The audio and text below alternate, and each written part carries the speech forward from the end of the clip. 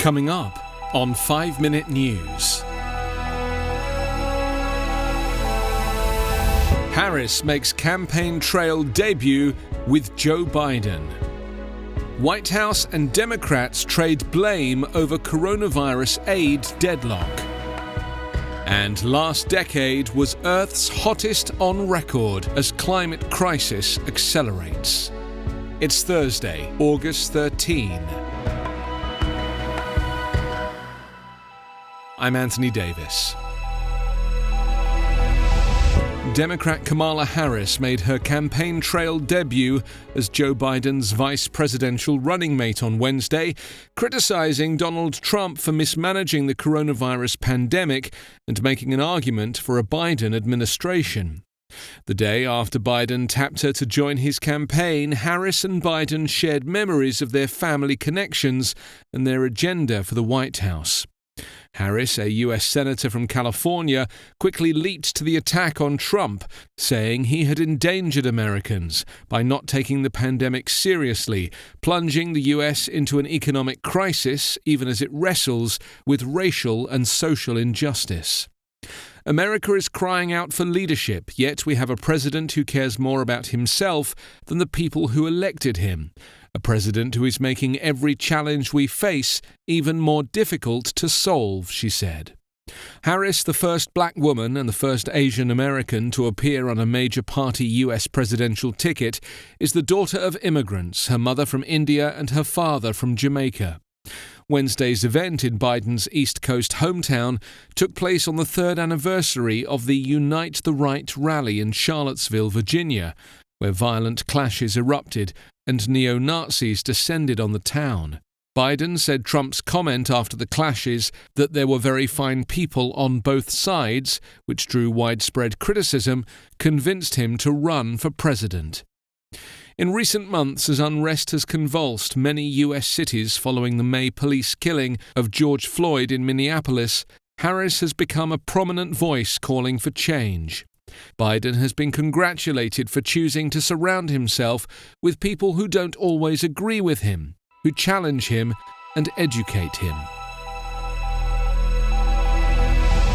One of Trump's top negotiators with congressional Democrats on U.S. coronavirus aid has tried to shift blame for a 5-day lapse in talks back onto House of Representatives Speaker Nancy Pelosi. Treasury Secretary Steven Mnuchin disputed a statement from Pelosi and Senate Minority Leader Chuck Schumer that said Republicans had invited more talks but refused to budge from their initial offer of a $1 trillion response that is less than a third of what the Democrat-controlled House passed in May.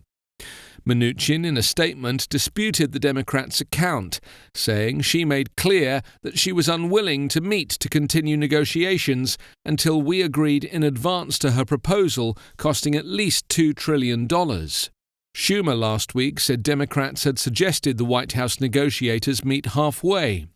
The $1 trillion proposal by Senate Majority Leader Mitch McConnell met immediate opposition from both Democrats and some of his fellow Republicans.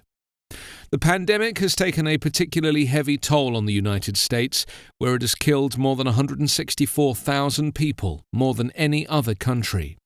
Millions of U.S. workers have lost jobs and have now taken a further hit after $600 per week in additional federal unemployment benefits expired last month.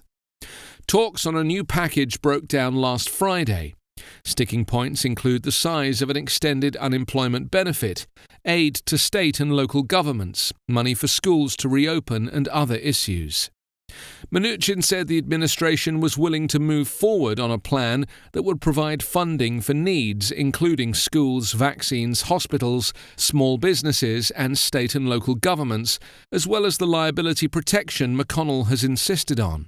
But with the delays in actioning a new aid package, many Americans will find themselves dealing with a shortfall in money for rent, bills, and even food. Yesterday, Mnuchin suggested people raid their piggy banks and coin collections and inject that money back into the economy. The past decade was the hottest ever recorded globally, with 2019 either the second or third warmest year on record, as the climate crisis accelerated temperatures upward worldwide, scientists have confirmed. Every decade since 1980 has been warmer than the preceding decade, with the period between 2010 and 2019 the hottest yet since worldwide temperature records began in the 19th century. The increase in average global temperature is rapidly gathering pace. The past 6 years, 2014 to 2019, have been the warmest since global records began, a period that has included enormous heat waves in the US, Europe, and India, freakishly hot temperatures in the Arctic, and deadly wildfires from Australia to California to Greece. Last year was the second hottest year ever recorded, according to NASA and the National Oceanic and Atmospheric Administration. Overall, the world has heated up by about 1 centigrade on average since the pre-industrial era. The report, compiled by 520 scientists from more than 60 countries and published in the Bulletin of the American Meteorological Society, outlines the myriad ways that rising temperatures are altering the planet and human life. Climate indicators and observations show that the global climate is continuing to change rapidly. The deadline for dealing with it is fast approaching. You can subscribe to 5 Minute News on YouTube with your preferred podcast app. Ask your smart speaker or enable 5 Minute News as your Amazon Alexa flash briefing skill. Visit us online at 5minute.news.